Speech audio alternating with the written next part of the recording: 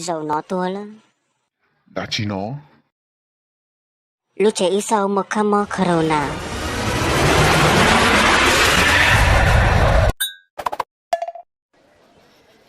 Ui chào chị Trinh xin nhau nè. Nông sẽ ra chị. Ui cho. Ui. Giờ kia ra chị nè. Ôi chả này cho luôn nó yo chỉ bố lo. Ba sửa tên tàu. Thứ đây nó phát động từ đó là tàu tham bảo liên mà chả sửa sai cái này.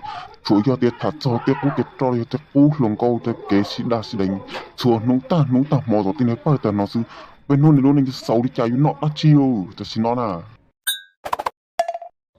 Có hay là chỉ nó. Cũng nhí nhía. Có cho tổ của u lâu là thế dọn chế cú từ nhỏ chín đến nó thế ở là chủ yếu cú liệt nó có xưa có cho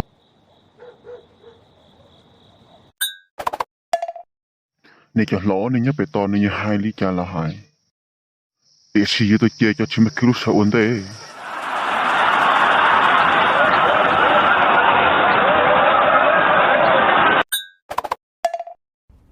mấy thôi cứ nó tôi sai chân nó tôi quay tiền có của ba hai chân đầu nó một cha tôi bay luôn để tên nó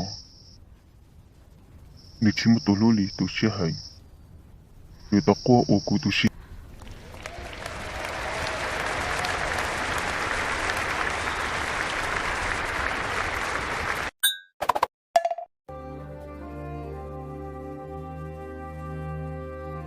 xong rồi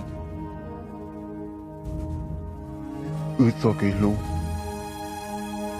sai tiền nung nó có dùng muốn cho cái lo ôi nhưng chỉ tôi sẽ có cái gì Cô tụi lần con là sao chân đàn nó cô để xí cô chỉ bảo lý các bác sĩ cô sẽ ya. Ủa chả nó. Cô tụi lần con sao chân đàn nó nè cô chỉ bảo ít lúc kia liền. Cô cần thấy sao chả có chỉ bảo tự nó kia liền.